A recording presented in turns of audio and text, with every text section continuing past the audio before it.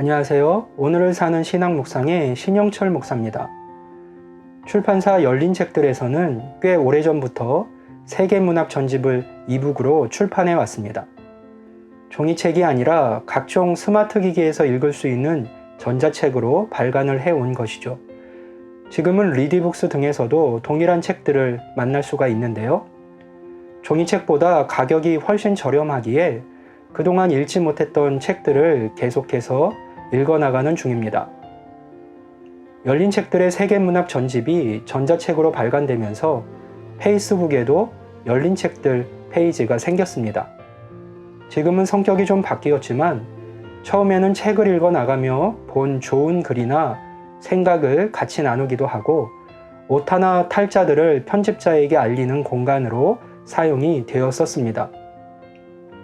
그곳에서 이런저런 글들을 읽던 중 의미 있는 글을 하나 보았습니다.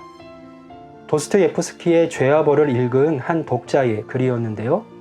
내용인즉슨 책을 읽기 전에는 대문호도를 배출해낸 러시아에 대한 막연한 동경 같은 것이 있었는데 읽고 나니 오히려 그런 마음이 사라져 버렸다는 것입니다. 이유는 러시아에 대한 스키마가 없다 보니 책 속에 나오는 여러 인물의 이름을 이미지화하는 것만으로도 벅찼고 그러다 보니 정작 책의 내용이 쉽게 읽히지 않더라는 글이었습니다. 그러면서 남긴 질문은 도스토옙스키의 작품이 이처럼 문학사적으로 엄청난 대우를 받는 이유가 도대체 무엇이냐 하는 것이었습니다. 여러 댓글이 달렸습니다. 그중 마음이 갔던 답변입니다. 우리는 흔히 고전을 오늘날 쉽게 접할 수 있다는 것만으로 현재의 인생 경험과 독서 수준으로 충분히 읽고 평할 수 있다는 착각에 빠질 수 있다.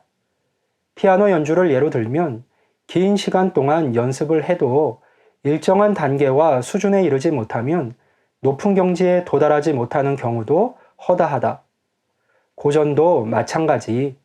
작가가 평생을 두고 자신의 모든 것을 녹여낸 작품이 와닿지 않는다면 자신의 현재 수준에 맞는 다른 작품으로 돌아가서 접근해 보라.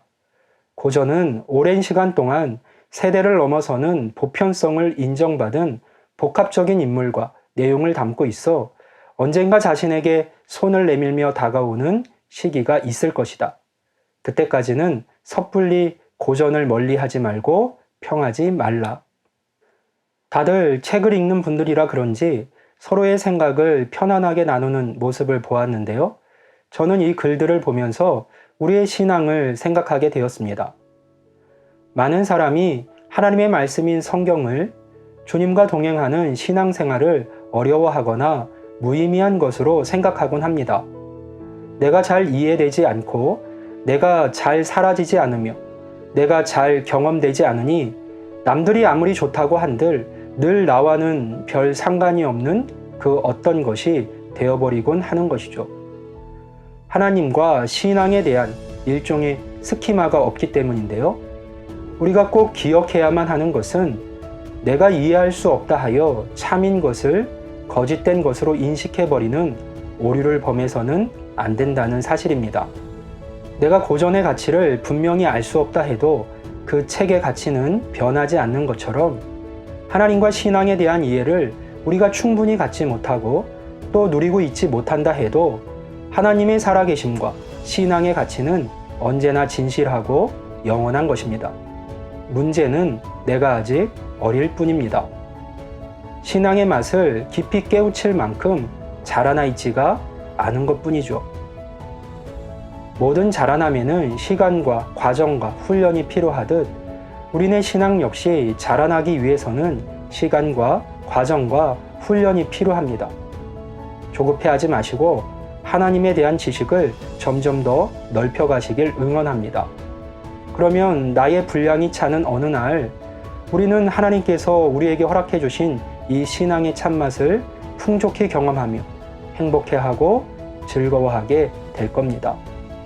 그러니 포기하지 마시고 기대하는 마음으로 믿음의 경주를 계속해서 해나가는 우리 모두일 수 있기를 바랍니다. 다음 시간에 또 다른 생각과 묵상을 가지고 여러분을 만나도록 하겠습니다. 그때까지 주님 주시는 기쁨과 평강이 함께하길